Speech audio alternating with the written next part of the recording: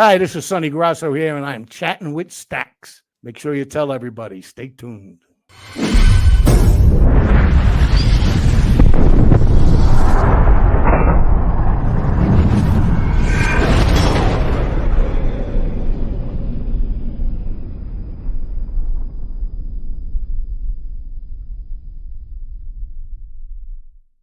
Welcome to this episode of Chatting with Staxx. I'm your host, Bill Staxx, and today I got Sonny Grosso, the song father. With daddy and this and that and other people's fathers and stuff. But you know what? It really did start out as a quarter, 50 cents a game. But you know, when you start doubling up, you know, you want to break it in, and there was no cheating involved. They asked me that too. Huh? No, there was no it wasn't just a game anymore. Quickly escalated, right? Correct. You know, even to the point where I didn't want to play them anymore. You know, they were that bad. They were that bad. You know, and I wasn't a bad kid. I was just a troublesome kid. But you know, when it got to be that point, I had no idea. I just thought it was their money. And when he got caught taking the $40 out of his mother's wallet, you know, that was the end of that. So we'd still play pool, but not for money. We'd play for a Yoo-hoo, you know, or we'd play for Twinkies and then go up to the deli and get a Twinkie or whatever. But, you know. So during your time growing up and your adolescent years, was there any major events that happened that stand out in your mind? Well, let's see. You want to go medical? Yeah, whatever. Yeah, well, I was born with testicular cancer and an undescended testicle. 3 years old, I had the mumps. When I was 7 years old, they brought the testicle down and the cancer was gone. So that's cancer number one. Broke bones left and right, fell 40 feet out of a tree and shattered my shoulder blade. As I'm growing up, then as I got older, I had colon cancer. I had 8 operations. The surgeon screwed me up bad and got over that. Then I developed non-Hodgkin's lymphoma from a tumor in the back of my neck. And that was in 2006. Then in 2016, I was head of security at a place called Adventureland on Long Island. It was an amusement park. And there's a train that goes around. And out of the corner of my eye, I see this kid, and I could see, you know, he was a chubby kid, but he had that look in his eye that I seen in my cousins. I thought, oh, this kid's going to do something stupid. And he's timing it. And as the train is coming, he starts running and he jumps in the air. He wants to try to jump in front of it, not get hit. He wants to, you know, miss it. Yeah. And I push it and I put my arm up. And this little chubbo there, you know, I stopped him. Everybody said, oh, you saved his life. But he took my arm and bent it back, and I tore the entire muscle off the bone, the bicep. So I had to go for surgery for that. And then in 2020, right before my father passed away, right after actually, but I was diagnosed before, and he was going through the final days of Alzheimer's and what's the other thing, dementia. So I didn't want to upset him. I didn't tell anybody, you know. Then after he passed, then I let them know, and then I had the prostate cancer. So I had the cyberknife done, and they missed a couple of times with the high intense radiation, and they hit my bladder. And it's all screwed up. So, wow, my mom went through cancer 2 times, and then another time it was some other type of. She had breast cancer twice, and she had another scare recently where the biopsy came back inconclusive, and so a lot of people dealing with cancer. And what do you think? It's scary. It's scary. And you're making her go shovel snow, man. That's not good, man. Yeah. Make her go shovel the driveway. Go shovel the driveway. So what was it like going through radiation and all that? You can go 2 things. You can do it 5 days a week for 7 weeks, or you go to the cyberknife, which is, you know, the top of the line. Like you could probably hit the moon from here with that. And it only is 5 days. When you go to 5 days a week, it's about 45 minutes. This is 10. So I said, I'm going to go for that. What the hell? You know, you'd be done in a week. And I had radiation before when I had the other cancer, so it really wasn't that bad. But by the second day, it was like, holy shit, it knocks the hell out of you. Your whole body starts fighting. Don't realize, there's it's like a foreign element that's going through your body, And before that, they put these gold bars up your behind into the prostate so they can say, all right, yeah, and these are the things that you're supposed to hit. So how they missed a couple, I don't know, but they totally screwed up my bladder, and for the rest of my life, they said it's going to be that way. The burning and the smell, and you just sometimes Did you have want to to wear a bag? Did you have to wear a bag? You know what I did back when I had the colon cancer? I had to wear a colostomy bag. That's where the doctor really screwed me up. His intentions were good, so I don't want to make him out to be a monster, but he was trying to avoid me having to wear a colostomy bag. So he made his own. What the fuck is wrong with you? I don't know. You're the doctor, so you say this is what we're going to do. So he designed his own and stuck this thing into me that drained into a drain, and it just didn't work. And I got everything that they call it walling together. My anus, my rectum, my prostate, my bladder, and something else, all stuck together from the infection that it caused. So I had to have three surgeons at the same time operate on me to separate everything. So that's when I had my first problem, because they had to reconstruct my bladder, and then this and that. And then it was, like I said, its intentions were good. So, threw a little lawsuit together because I went through a lot. I mean, a lot. I almost died twice in the hospital. Blood pressure came down to 40/30. Had last rites done and everything else. I had an out-of-body experience that most people don't believe me, but I was up on the ceiling watching them. What was that like? Walk me through that. I was as my blood pressure was crashing. It's like falling asleep, or it's like when you get the shot before they're going to surgery on you. You start going out a little bit. Yeah. And my father had hired a private duty nurse. Thank God for her. Thank God for him. To come in, not 24 hours, just to come in during the 3 to 11 shift where everything's changing.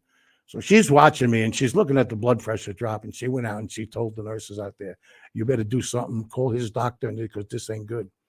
And so, I don't remember any of that, because now I'm out 40/30. You're 10 away from flatlining, and, see ya. But all of a sudden I'm on the ceiling and I'm watching, and they're all over me. There was about 6 nurses there and a doctor. They're smacking me in the face. They're putting ice cubes on my face and all over my body. Come on, Mr. Grosso, fight, Mr. Grosso, fight, Mr. Grosso. And I remember when I woke up, it was the next day, and I was still foggy. And I told the nurse about this dream, and she goes, that's exactly what happened. I'm like, wow, that to me is like unbelievable. Yeah. And then so when he connected the 2 parts of the colon back together again, he missed one part. I don't know how you do that. You're supposed to sew it all around, but he missed a part. And the omentum that covers everything inside your body came out through that hole and ended up going through my body and then coming out my behind. And it was just hanging there. And I'm telling him there's something wrong, and he's trying to blow me off. So I went to his office. I just went in to go, he's not here. He's in surgery. I said, we'll get him, because I'm not leaving here. You can lock me in tonight and I'll see him in the morning, but I'm not leaving here. So now she's scared. I didn't mean to scare her. Yeah. And she calls him. He calls me from the operating room. He goes, I'll be there as soon as I'm finished. And he came over and he yanked the whole thing out. And then I went through the same process again. And then I almost died again. So I had to. So I go in to get some of the staples out, and it's all infected. Again, this is my 5th infection. And it was boom, he just cleans it out. And when I left, he left a hole in my stomach. It was about that deep and that wide and about that long, all taped up. So now when we get this lawsuit going, we're all sitting down and seeing if we can come up with an agreement instead of going to a trial. And so my lawyer, I had the pictures blown up. As soon as I got home, I had my girlfriend take pictures of it, It's just something told me to do it. And so anyway, he says, okay, we could do this, and, maybe we can come up with a number and avoid the trial. And so my lawyer said, I remember, forget the date. On October 6th, did you have the opportunity to see Mr. Grosso? And he goes, well, can I look at my book? He goes, yeah. So he goes to his book. He goes, yes, he had a 2:00 appointment. And what was that for? I removed some of the staples out of and everything was okay. He goes, yeah, everything was fine. And I couldn't wait anymore. I know what the lawyer was doing, but I was too impatient. You lying mother. So I took out the picture and I threw it across the table at him. I go, "Is that what that's what happened when you took my staples out?" And he goes, "You took pictures of it?" I go, "Yeah." He goes, "Why would you do that?" I said, "For the reason we're sitting here. You almost killed me twice." So we ended up settling out of court. And I went up to him. I said, "Listen, it's nothing personal." He goes, "No, you know what? I was going to tell you the same thing. I fucked up, and whatever we can do, we can do." I'm like, wow, thank God for that, you know?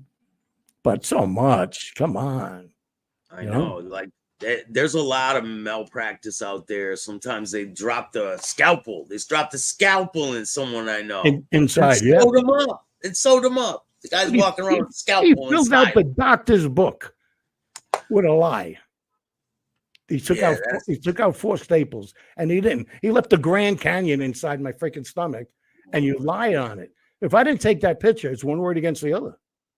Yeah, that's crazy. It's scary. Yeah, I mean, these people have your life in their hands. Yeah, exactly. You know, and they're, you know, most of them, they're good, but they're also very cocky. But during the course of all that stuff that I was doing with the doctor, he was part of a 4-man group.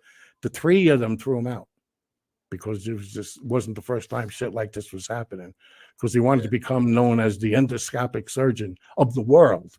So every patient he had to go and do it, you know, endoscopically, and it doesn't work, especially when you got to get down in the colon. He took care of this down here, even though it took him 5 operations, you know, which I'm including the colostomy, but he missed up here right under my ribs a whole mass of cancer and his answer was, "Well, I wasn't looking there." What do you mean? You're supposed to look everywhere. When you go in, you're supposed to look and see, did it spread anywhere? How do you exploratory type thing? Exactly, right? exactly. Yeah.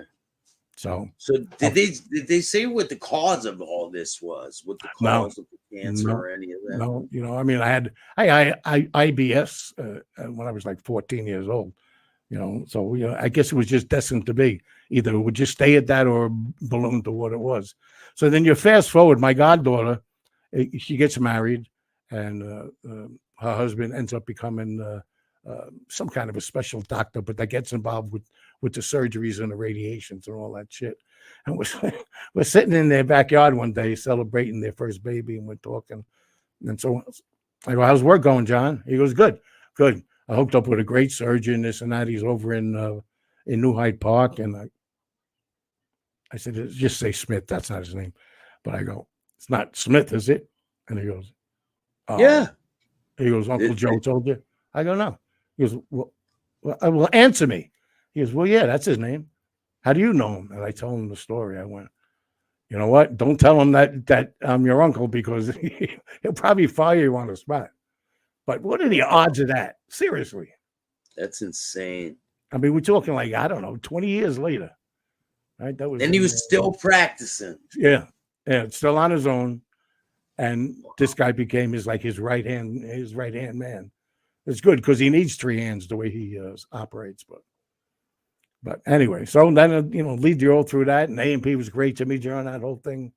You know, paid me. I mean, I was in the hospital 12 weeks at a time. You know, NPO, you know, I mean, the recovery is really, really hard, huh? Oh, man. And I went out and I walked every day. I started as best as I can. They used to call me the marathon man. I would walk around the floor. Then they let me go downstairs. Then I would go with my man. That's what the nurses call me, the marathon. Yeah. And I go out with the thing with the drips hang down.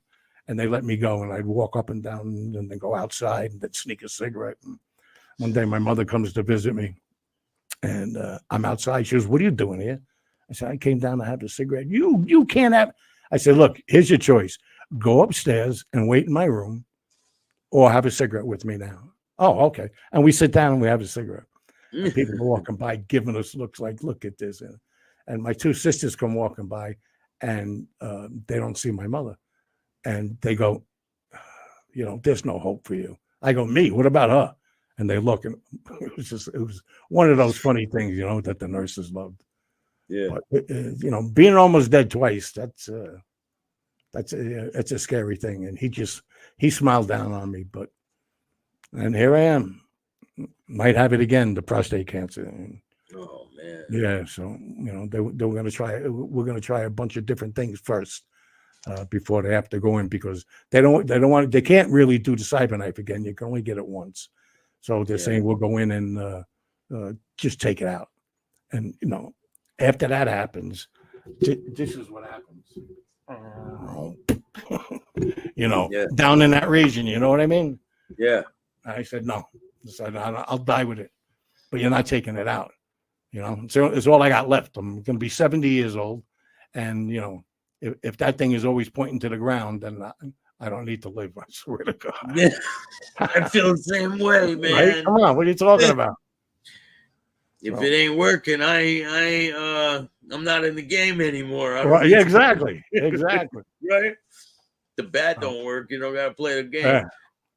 So when I had the security, the private investigation, I did bodyguarding for Frank Sinatra and Robert Redford, Faye Dunaway, Muhammad Ali. What was that like? So when you meet one of these celebrities, right? What can you walk me through the day that you met one of them that really blew your mind away?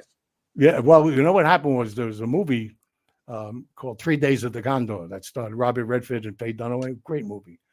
And Robert Redford and his wife were getting threatening letters and phone calls. And when you come to New York, we're going to, I used to say to my father, did you send those letters just so we could get this kind of business, And so he was scared. So, who did he go to? Go to this one and go to my father, and he bring all these people in.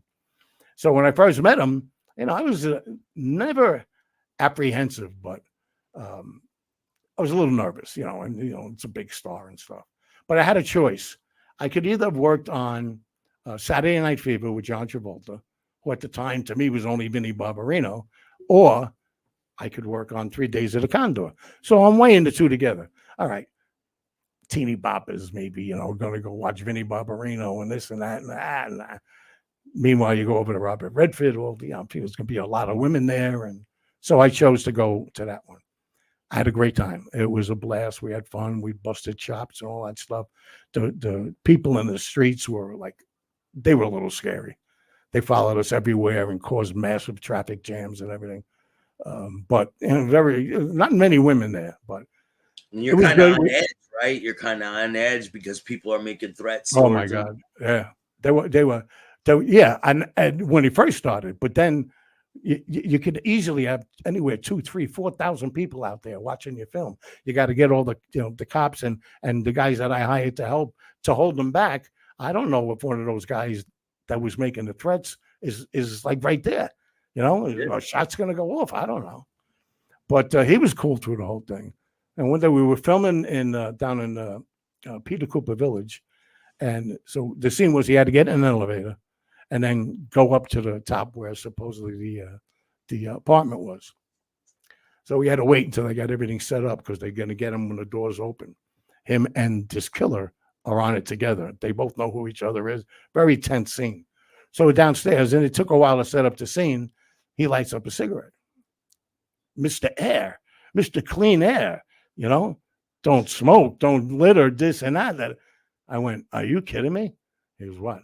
Oh, yeah, please don't tell anybody. I said, you know what? I said, Mr. Redford. He goes, please call me Bob. Because now I got him by the balls. So now I can call him Bob. I said, you know what, Bob? I haven't had a cigarette in like 3 weeks because I'm with you all the time. I'll get one in the car on the way home. And you smoke? So I took out a cigarette and we had a laugh. And with that, I don't know if you ever lived or been in the projects. They always have the washing room and the carriage room.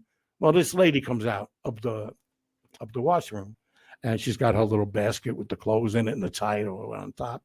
And he goes, oh shit, and he gives me the cigarette. Now I got a cigarette in each hand, and she looks over to me and she goes, you're not supposed to be smoking inside the building. And better yet, what are you doing smoking 2 cigarettes at once? She didn't even realize that it was Robert Redford. Then she turned, she goes, oh my God, Robert Redford, maybe you could tell him to stop smoking. And she got in the elevator and left. He goes, I owe you.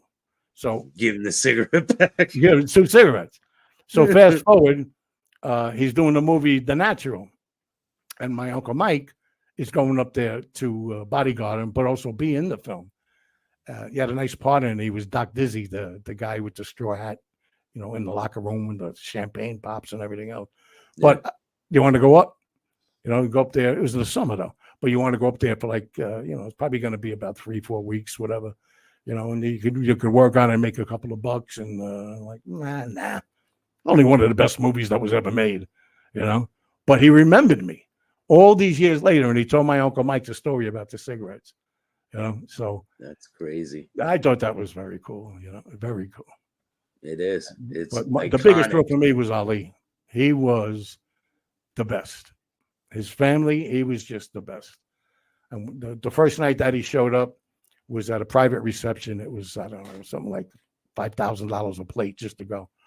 And so, all the starched white shirts people were there. You know what I mean? Yeah. And so he comes walking in, and he's very, it's when he was at, really coming to the end with that disease he had, where you shake and everything. Yeah. But he comes in and Parkinson's, right? Exactly. Yeah. And he's carrying a briefcase. And Howard Bingham was the guy taking care of him. He's been a friend of his since they were like in their teens. And so he's just walking around and making sure everybody gives him his room, let him get settled in first, whatever. And so Howard Bingham says, help everybody. I don't think I have to introduce this man, Muhammad Ali, and this and that. And he goes, before we sit down, everybody knows what he's going through with the Parkinson's disease. And the reason he's doing so good is because he's very strong-willed. And he's a firm believer that the mind can do a lot of things for you that you don't believe that he can do. So he wants to show you something he's been working on. It's a levitation. They were like, all right, what the fuck? So he puts this, everybody please form a circle. And they form a circle. I'm with them. Puts the briefcase in the middle of the room. And he goes, all right, so I need you to do is just be quiet. And Muhammad is going to it's not going to like go up in the air and circle around the room. Maybe it'll come up 2 or 3 inches, but I need you all to stare at that. Keep staring at the briefcase and think in your mind, rise, rise. Just keep saying that over and over again. So we go and do it. And he stops for a second and he whispers in Howard Bingham's ear. And he goes, he said, you guys aren't doing it loud enough inside your head. All right, just please really concentrate. It's very important. But don't close your eyes because you want to see that. Okay. And we're doing it again. Another 5-10 minutes go by. And he looks up and he goes, man, you white people will believe anything. Oh, so he was joking with you guys. Oh, he made us all look like assholes. It was great. That's hilarious. And so then the next day we took him on a tour of United Cerebral Palsy Center, of which I was on the board of directors. And he played with every kid, every adult. He went into the kids. He didn't want to talk to the suits. He didn't want to hang out with them because they're all full of shit, And he went into the kitchen and he was shadow boxing with everybody. And it was just such a great day. And then Leonard's of Great Neck is where we had the big reception where he was getting his Man of the Year. And, sits down at the table and they're auctioning this off and this. And now he raised over $100,000 that night. But little by little, people started getting their balls up and coming over by the table, And then I see 5, then 10, then now there's like 20 people online. I said, the guy is, first of all, he's got the Parkinson. And they had a thing set up where your face gets numb, almost like when you have MS. And he would dribble, but he couldn't feel it. So they would go, and he'd heard that noise, and it means take a napkin and wipe it off. So they had all these different signals set up for him so he doesn't embarrass himself. And so now they see the line. It's when I start moving the line, and he pulls me by my pants. I almost fell over. And I go, oh, what? He goes, let them stay. I wouldn't be here without them. I'm like, wow. He signed, and as long as that line was there, he signed whatever they brought him and everything. He had such a great time. So there's pictures on my Facebook. Yeah, I'll incorporate the pictures into this. He was. I think I sent you a couple. Yeah, he was unbelievable. So now we're walking back to the room, and I had a Betty Boop tie on, and say goodnight. He goes into the room. He shakes my hand. Howard Bingham gives me a hug. You did a great job. Thank you so much. And close the door. So I'm walking away, and the door opens, and it's Muhammad Ali. He goes, come here. So I come back, and Howard goes, he wants your tie. I go, he wants my tie. Betty Boop? He goes, yeah. I went, okay. I go, wait a minute. And I had a bag that was in the room. Oh, thank God, I almost forgot it. That was a boxing glove. I was going to ask him to sign, but I never did that when I worked. I never asked Sinatra or anybody else, all these other people. I never asked them for an autograph, except Faye Dunaway. Yeah. I had a crush on her. But so I bring my bag out. I'll tell you what, you can have my tie if you sign my glove. There was 2, actually. He goes, I'll sign 1. I go, okay. I took that tie off in like 6 seconds. Here you go. Yeah. And then he takes everything and he closes the door. Now I'm out there a while. And I'm like, is he not going to, is he did not understand? Is he not going to sign it and give it to me? And then the door opened and he gave it to me. So that's like one of my prized possessions there. It's unbelievable. That's awesome. Yeah, that's it was great. Great story. That is a great story. Yeah, and he was great. So very great. Did you ever see him with the tie on, with the Betty Boop tie on? No, I wish, because then he went downhill. It wasn't long after that when he was doing the thing for the Olympics, if you remember. Yeah, and he was, he was really starting to drift away. And for the last year and a half of his life, I kept in touch with Howard. I wrote a nice poem that I'm very good with poems, and so I wrote a nice poem about him and how he's admired for the strength that he had as a human being and also as a fighter, and don't let the shaking in your hands. I forget how it went, whatever, but we sent it to him, and he, up until he died, I don't know if it's still there, he had it hanging up in his house in Kentucky. So that was always something to me that I could sit back. It was like, if you ever watch Everybody Loves Raymond, and when he had the Mickey Mantle Bowl signed, he goes, every once in a while, he goes, for a brief moment, Mickey Mantle was thinking about me. That's how I felt. If he walked by and he would look at that poem on the wall, he would remember who wrote the poem and the fun that we had and the Betty Boop tie and everything. So, yeah, I've been blessed. I've been blessed. That is an awesome memory. With a lot of good fun times. Yeah. So definitely. And then I started Facebook in 2010. I wanted to get on because I wrote a kid's book called The Butterfly and the Dinosaur. And everybody told me, go on Facebook, And I got, fuck that place. All it is for cheaters. What do you? No, you could really get out there if you market it right and you get to a lot of people. I'm like, all right. And that's what happened. So I started that, and then I started doing some singing. And I do a thought for the day every day since 2010, 13 years, 365 a year, putting up a thought for the day. And I did it because I got in touch with this girl who married a friend of mine, and she was on Facebook, and we couldn't believe it. And they say that's the best thing about Facebook back then, is that you get to hook up with people and reunite with people that shared your life that you don't even know where they are. Yeah, from high school and right, exactly. School and so she told me her husband Jimmy, my good friend, really good guy, down to earth kind of guy, and everything. Been very depressed lately. He left the law firm that he was with to start his own. It hasn't been going good. So then he went with 2 other guys, and I said, all right, tell him, show him my Facebook tomorrow. And I wrote a thing. I wrote a thought just for him to help him, and not patting myself on the back. But he read that, and he got a whole new outlook on life. So the first 4 posts that I made were just for him, but the comments coming back from across the country, it knocked me on my ass. I couldn't believe it. That it's this big, this Facebook thing, Yeah. And I've gotten letters, thank you letters mailed to me, sent to me through chat.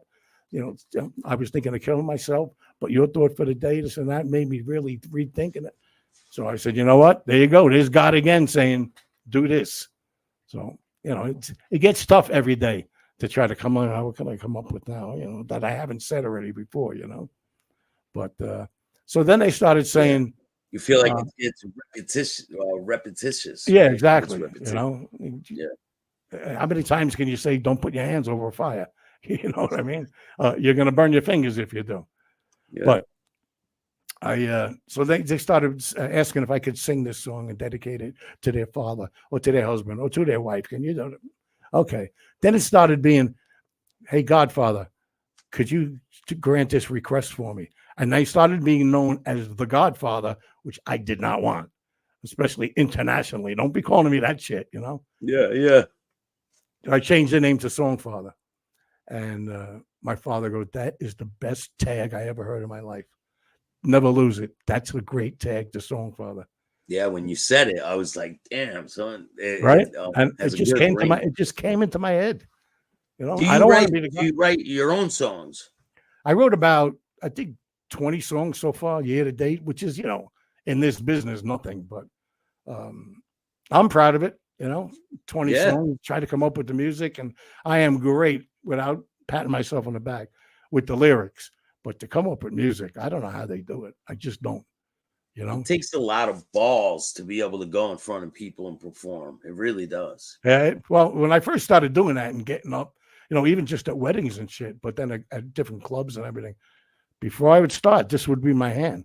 And I would have to put two on it to try to stop it. And then I started reading. Elvis threw up before he went out on every stage. Perry Como shook all the way time. So everybody goes through it. Frank Sinatra had to have a cigarette before he went out to sing. Then eventually he Yeah. started smoking on stage. But so it happens to everyone. But once I started, I would calm right down. And the biggest fear is not what they're going to think. The biggest fear is, what if I forget the words, which I've done a couple of times, because if it's not your band, they Yeah. could really screw with you. So what do you do when you forget the words? I say, "Oh shit, I forgot the words." Do That's all. you really? Yeah. You say, yeah. "Oh shit, I forgot the words." I just did it. I just did it at my friend's daughter's wedding. And they went, I'm known more than Bobby Darin for singing Mac the Knife. I probably sang that in 50 to 60 weddings. And so, Sonny, could you get up and sing? Yeah. Like, come on, you sang at my wedding. Now you sing at Christina's wedding. How great. Okay. And I get up and I forgot one whole verse. And I just turned to the band and went, "Oh shit, I missed the verse." They go, "We got you." And they just kept the rhythm going. And we went back into that verse and then out with the song. And nobody noticed because they were good. They had my back. But once we were at a place when I was still with A&P, we had a big statewide meeting up in New Jersey. So we're afterwards we're at the bar and we're throwing them down, sambucas for everybody, and there's a band playing, and I don't know, but they went up and they paid the band, let him come up. He sings Mac the Night, it's great. And so I get up and they go, "What key?" I said, "I don't know. It's like the song, That's how I am that way." And okay, so they play it like for a test, So I sing along. Okay, we got it. So I get up, and so I start the first one. "Oh, the shark, babe, has such teeth, dear," and it's coming out great. And then they start raising the pitch up, and I got to try to come up now and match their pitch. Otherwise, I sound like I'm Shangad, and it just keeps going up and up. And then I realized, and I turned around with the mic. I go, "You mother," boom. And I threw the mic at the lead guitarist, and I went back. Now all my friends are up, and what's going on? I said, "Didn't you hear what they were doing to me?" "Yeah, I thought something was up." So then they got hot. They stopped playing. They're taking off their instruments. And we had like 20 people there. There was 5 of them, if you want to count the drummer. And they all look around. I go, "I come back up and we'll do it the right way." I said, no, fuck you. But that's what they can do if they want, Yeah, That's the biggest fear, forgetting the words. I don't. I remember I saw Frank Sinatra. He got me tickets he was very good friends with my father. So his last concert was in Carnegie Hall, and he got Radio City. No, it was Carnegie Hall. And he got me tickets. So I went with my girlfriend at the time, and we went, and it was great, But you'd miss a line here or miss a line there, and so I remember as we're walking out, there's a guy and his wife in front of me. He goes, "This is fucking bullshit. Wasn't worth the money." He's 6 years old. He goes, forgetting the words here and there. I just couldn't take it anymore. So I grabbed him, I spun him around, and I go, "What's wrong with you?" He's like, "What?" I go, "Let me ask you a question. Who do you like, the Mets or the Yankees?" He goes, "Well, I'm a Yankee fan." I said, "All right, good. It'll make it easy to understand." I said, "If you knew that Mickey Mantle or whoever your favorite player was, that this was going to be the last day he's going to be playing in Yankee Stadium, and you went up there and he struck out 4 times, would you say anything? Would you care? Would you put him down like that and say he was a piece of shit and it wasn't worth the money?" He was, "Well, no." I said, "Well, aren't you doing the same thing for Frank Sinatra?" Yeah, you're right. Yeah, I'm sorry. I said, "Don't apologize to me, but think, And he turns around and you could see the shoulders going up and down. He's breathing like he wants to pop me. I know he does. Yeah. And his wife puts her arm in, or his girlfriend, or whoever, puts her arm inside his, and she looks over her shoulder at me and she goes, "Thank you." And then they walked out together. You know, and I'm blessed. I got guardian angels that are probably drinking 4 bottles of scotch a day, but they're still doing their job and protecting me. So, hey, you got a lot more life in you, man. I see a lot more. Yeah, I hope so. I hope so, because that thing comes back again. It's like, and then they just found 3 leaky valves in my heart. Oh man, yeah, leaky valve in your heart. Yeah, 3 of them. They call it regurgitation. So what happens, like when the blood goes in, what's that? Heart, Like and it comes out, the valve opens and then closes, so the blood can go through the rest of your body. My valve opens and it doesn't close all the way, and the blood just keeps coming out of the heart, and it doesn't. So it's coming and right out again. You know what I'm saying? Yeah, but so where does the blood go? Just usually when the valve is closed, it stays like to a certain point, I mean, like a washing blood machine. leaks out. When the blood leaks out, where's it going? It goes just into the body. Yeah. That's why I got some bloating here, and so they doubled my heart medicine that I was on because when my mother and father were sick at the same time. My father was in a hospital in the city. My mother was in a hospital in Long Island. I was working at a hospital overnight. So I would go see my father at 3:00, stay with him until 10:00, go work at the hospital 7 a.m, and then go see my mother until 11. And so one day I'm crossing First Avenue, going over to the hospital. And as I'm walking up the ramp from the parking garage, I'm getting like a tight thing in my chest, I said, all right, maybe I had coffee from, what do you call it? 7-Eleven, which I hate, but it was the only thing open. Maybe that's it. Maybe it's Ajit or whatever. So we get up to the top. I stop. I take a breath. And, of course, I light a cigarette. And as I'm crossing the street, it comes on. And I couldn't walk. And the pain was like it was an elephant was sitting on my chest. And some guy, nice guy, he's walking by. He walks by me, and then he stops and turns around. You okay? I said, you know what? I don't think so. He goes, come on. So he grabs me by the arm, and he helps me across the street. And he starts walking me to the emergency room. I go, no, I got to go in there. He goes, no, the emergency room's over here. I said, no, I got to go over there and visit my father. And he shook his head and just left me there and walked away like, all right, this guy's out of his mind. You know? And then I went up, and then the elevator had happened again. And then it stopped for a while. So then I was having some problems, and they did those angiogram things. And the guy tells me on that particular day, they came narrow down to a date, but just a certain reason. Yeah, they can see it on this paper, right? The graph. From all the way back then. It's amazing. Yeah, they can see like, oh, you had a heart attack back then. You had a heart attack right here. And that's what they did. That's what they told me.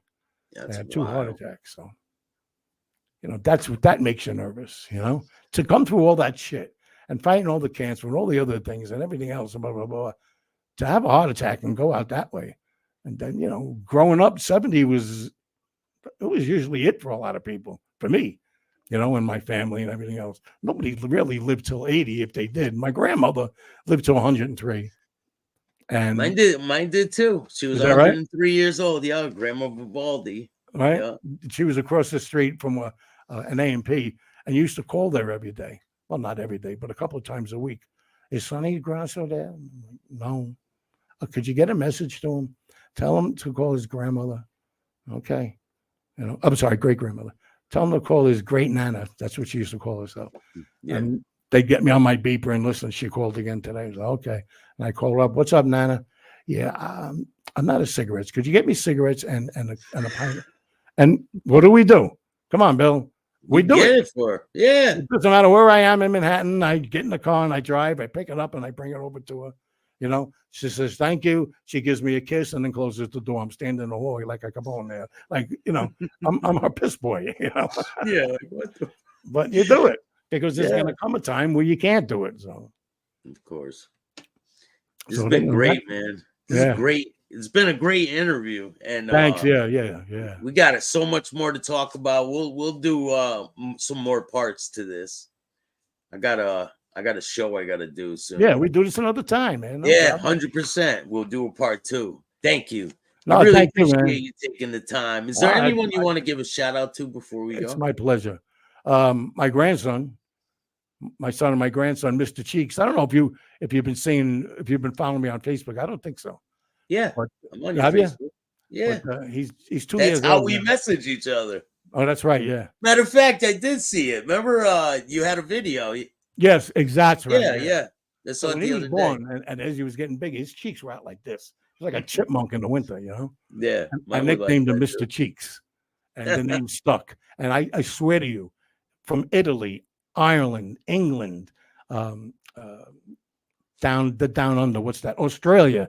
Yeah, They all send me messages. How's Mr. Cheeks and this and that. It's an amazing thing. yeah. And next time we do this thing too, I'll write it down. But I'll tell you the story about 9/11. It'll flip you out. Yeah, All right? definitely. We'll do that one on the next one. Yeah. I appreciate you taking the time. No, son. I appreciate you making the time, brother. You're a good man, and you do a great job. You really do. Thank you. And you just put people at ease because you're real. That's the difference. Thank you. Yeah, I'm gonna keep it coming and keep speaking my mind. I'm gonna say the things people are scared to say, Yeah, it's refreshing because people don't do that anymore. Megyn Kelly, maybe Dan Bongino and Tucker Carlson. That's it. Everybody else is full of shit. We'll throw Angel in there because Angel's the best at that too. She don't care. She does it in such a way that you don't realize that she just beat the shit out of you till like a half hour later, and then you go, "Wow, that hurt." Yeah. I angered her a couple times, and she's let me know. She'll let you know right away. Yeah. But she lets you off the hook right away too. Yeah. As long as you acknowledge what you did, and not specifically it's what you did, but what it did to her. If you acknowledge that, it's okay. That's what she wants. Angel Gotti. She wants the respect. That's all, and she deserves it. Thank All you, right, man. brother. And if you guys like this day. content, hit the like button, subscribe, hit the notification bell so you can get my videos every time they drop. And if you don't like this content, too bad. Start your own podcast. Till next time.